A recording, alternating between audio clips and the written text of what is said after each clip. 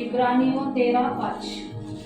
तुम्हारा स्वभाव लोभ रहित हो और जो तुम्हारे पास है उसी पर संतोष करो, क्योंकि उसने आप भी कहा है, मैं तुझे कभी न छोड़ूंगा और न कभी तुझे त्यागूंगा। वचन कितना सुंदर है। परमेश्वर ना तो हमें कभी छोड़ता है ना तो त्यागता है। पर हम जब तकलीफ में होते हैं, दुख में होते हैं, हम एक ही चीज का याद करते हैं, क्यों परमेश्वर हमें इस तकलीफ में आपने रखा है। Why God I am suffering? क्यों परमेश्वर हम सफर कर रहे हैं? आप कहाँ हो? क्या आप सच में हो? क्या आप हमारे आंसुओं की ओर देख रहे हो? क्या आप हमारे जीवन में हो? क्या आप सच में हमसे प्यार करते हो? क्या मेरे हर तकलीफ को आप देखते हुए आपको अच्छा लग रहा है?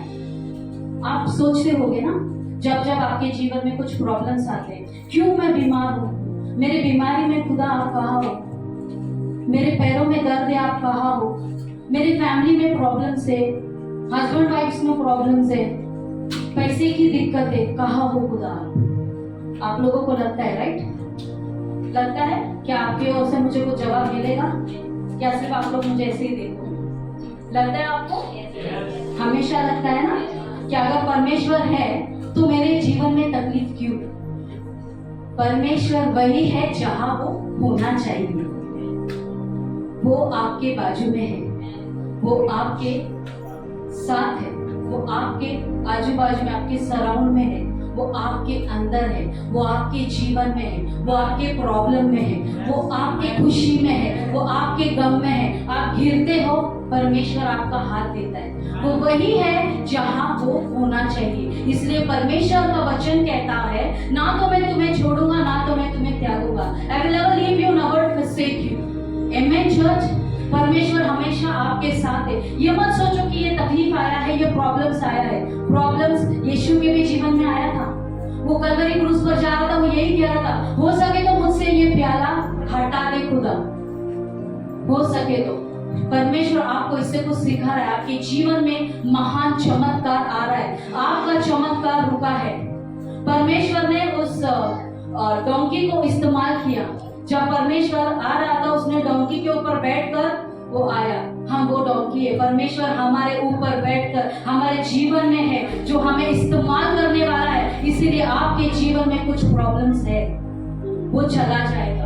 इसीलिए परमेश्वर कह रहा है, ना तो मैं तुम्हें छोड़ूंगा, ना तो मैं तुम्हें त्यागूंगा। वो हमेशा आपके साथ है। कलीसिया, आपके तकलीफों की ओर मत देखिए। देखिए परमेश्वर के सानिध्य में कितनी आनंद है, कितनी खुशी है, कितनी अच्छा लग रहा है हमको। हम एक दूसरे से मिलते हैं, हम एक दूसरे से बात करते हैं, हम एक दूसरे को सांत्वना देते हैं। क्यों? क्योंकि हम परमेश्वर के लोग हैं। आपका प्रॉब्लम्स टल जाएगा, सारी चीजें चले जाएंगी, पर परमेश्वर आपको कभी छोड़ेगा नहीं। Amen church? Thank you Lord, thank you Jesus. Lord, हम आपको धन्यवाद देते हैं, आपके नाम को ऊंचा उठाते। परमेश्वर पिता, हमारे लोगों के ऊपर आप दया करें प्रभु जी, हमारे कलीसियों के ऊपर आप दया करें प्रभु जी। लॉर्ड, आप जानते हो हमारे लोगों के जीवन में कितनी तकलीफ है प्रभु। लॉर्ड, कितने लोग जो प्रॉब्लम से जा रहे हैं परमेश्वर पिता, आप जानते हो राजा। लॉर्ड, इनके जीवन में कार्य करें प्रभु। लॉर्ड, इनके जीवन में चमत्कार करें प्रभु। इनके दुख की ओर आप देखिए परमेश्वर पिता। लॉर्ड, इनकी ओर ख्याल आप रखिए प्रभु। लॉर्ड, जब कभी नहीं लगता है हम निर्बल है प्रभु, लॉर्ड आप उन्हें बल दीजिए परमेश्वर। जैसा आप साम्स के पुस्तक में आपने कहा है परमेश्वर, आपके दाएं 10,000 गिरेंगे, 20,000 गिरेंगे, पर मैं तुम्हें नहीं छोड़ूंगा। प्रभु, आप वही परमेश्वर हो परमेश्वर पिता।